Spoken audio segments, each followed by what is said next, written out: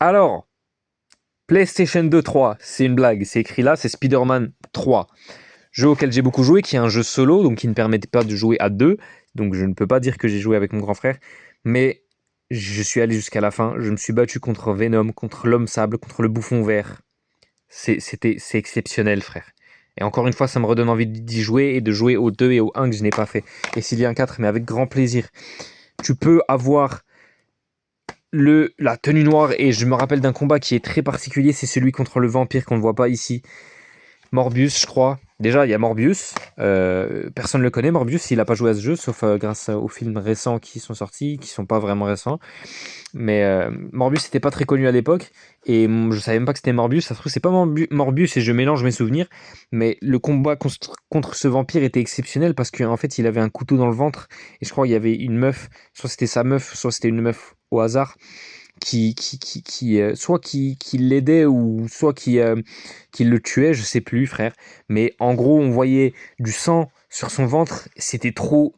Enfin, genre dans tout le reste de Spider-Man, on voyait pas ça. Et les musiques, en fait, il a une ambiance pesante ce jeu. C'est pour ça que c'est particulièrement traumatisant et que je m'en rappelle. C'était pas traumatisant en vrai, mais c'était trop bien. Voilà. Primal, pourquoi je l'ai mis là? Parce que ça va être très rapide. Écoutez-moi bien, quand je jouais à ce jeu, je n'arrivais pas à résoudre les casse-têtes. Il fallait entrer par... Ce qui n'étaient même pas des casse-têtes au final. Il y avait un mur. Attendez, je vais mettre le CD. Oh, exceptionnel le CD. Bon, le jeu a l'air vraiment bien en vrai. Lui, là, il nous parle. Et en plus, c'est pareil, il a une ambiance un peu qui fait peur, un peu pesante. Et je regrette de ne pas l'avoir terminé parce que ça aurait été des très bons souvenirs comme Prince of Persia, je pense. Alors, au niveau de Prince of Persia, non, je sais pas. Rapprochez-vous d'Oblivion